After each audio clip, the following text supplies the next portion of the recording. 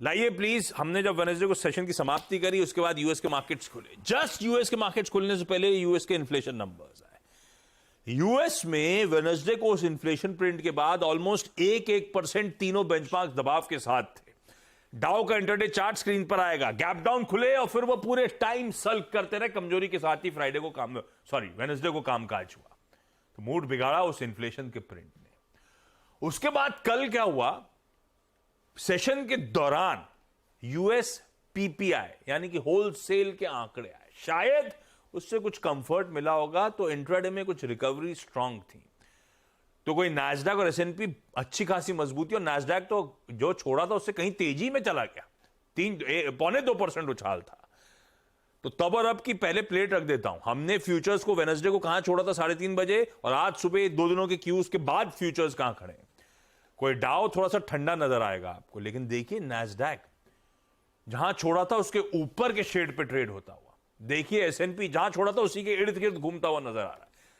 तो हम बच गए दरअसल, अगर शायद कल ट्रेड कर रहे होते तो दिक्कत भरा सेशन होता, लेकिन बचे पता नहीं कितना, क्योंकि खुलेंगे तो गैप डाउन ही 150 पॉइंट का दबाव फिर भी इंडिकेटेड है। इसमें नीरज जी क्या हुआ इन सब चीजों में, इस तरह के स्विंग्स, इस तरह की वोलेटिलिटी, गिरना, गिरने के बाद उभरना, ये सब हो क्या रहा है? यार बहुत इंटरेस्टिंग मार्केट है, बहुत ही इंटरेस्टिंग मार्केट है।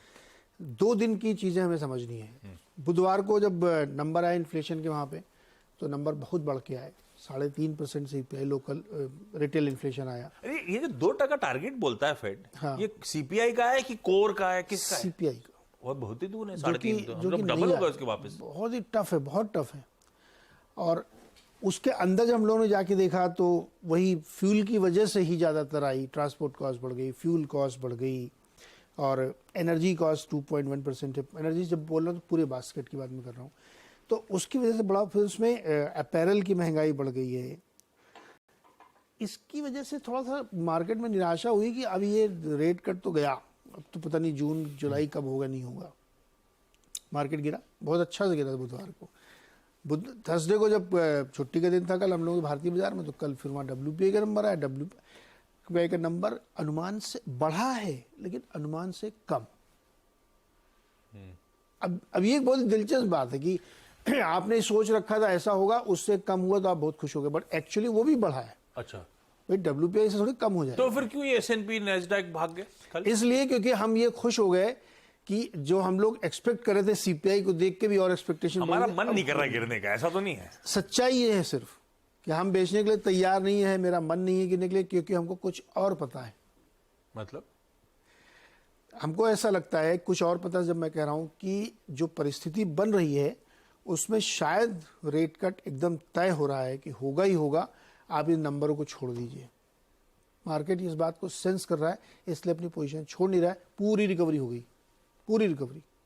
अच्छा ठीक है, मान लिया टेक्नोलॉजी में एनवीडिया रिजल्ट अगेन बहुत धांसू आने वाले हैं, और एप्पल ने कहा कि अपना पूरा मैक्स सीरीज को रिहाइज करेंगे, नया चिप डालेंगे उसमें तेज वाला, तो वो सब के स्टॉक चले। लेकिन पूरी रिकवरी यार ऐसे थोड़ी होता है।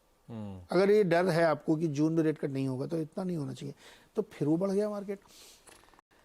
इसमें फिर बहुत सारे फैक्टर जुड़ते गए, कमोडिटी की तेजी, चाइना का ग्रोथ अनुमान बदल दिया गया, गोल्ड $2400 तक पहुंच गया, क्रूड भी 90 में बढ़ा हुआ, ईद निकल गई है, पता नहीं क्या झंझट होने वाला है वहां पे हमास और इजराइल के बीच में। सब कुछ को देखते हुए मार्केट को डर नहीं लग रहा है।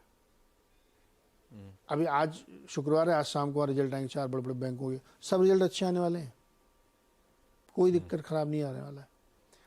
तो मार्केट में एक अजीब सी स्थिति बनी है, जो कल थ्योरेटिकली मैं उदय कोटक जी के उस ट्वीट से सहमत हूं कि सब कुछ एक साथ ऊपर है, जो कंफर्ट नहीं देता आपको। लेकिन ऐसा थोड़ी हम ही एक बुद्धिमान है, बाकी जो अमेरिका में खरीद रहे हैं बेवकूफ। हम टेक्स्ट बुक की बात कर रहे हैं, हम टेक्स्ट बुक की बात करते हैं कि भाई ये किताब में ऐसा लिखा था, प्रोफेसर साहब ने बताया तो ऐसा होना चाहिए, वो नहीं हो रहा है। तो इससे कई बार हमारे मन में भरोसा बढ़ता है कि मार्केट एक साइंस नहीं, आर्ट है, कला की तरह समझिए इसको, जो वीरू समझाते रहते। फंडामेंटल एनालिस्ट बेचारा काम कैसे करे बेचारा, वो भी तो धीरे धीरे मोमेंटम प्ले में उतर आता है। तो भाव के खिलाड़ी बन जाते, सब चेस करते रहते हैं, और क्या करें बताओ, सब मिस हो जाएगा। वेदांता कहाँ गिरा पड़ा हुआ था, एकदम से 400 के करीब पहुंच रहा है। तो ये मार्केट एक विचित्र किंतु सत्य वाली स्थिति में है। कोई आदमी नहीं बता सकता कि क्या होने वाला है, लेकिन कुछ तो होने वाला है। या तो ये होगा कि एक चीज नीचे गिरेगी, हो सकता है लोग यही प्रेडिक्ट कर रहे हो कि ये क्रूड जो इतनी तेजी से भागा, गोल्ड ये एकदम से मुंह के बल गिरेंगे। ये भी हो सकता है कि ये प्रेडिक्शन हो लोगों का, या ये हो कि भाई इक्विटी नीचे आएगी। बट कोई ना कोई तो करेगा, कैपिचुलेट होगा, एक ना एक आदमी तो करेगा। कौन करता है ये पता नहीं भाई, अभी तो नहीं पता।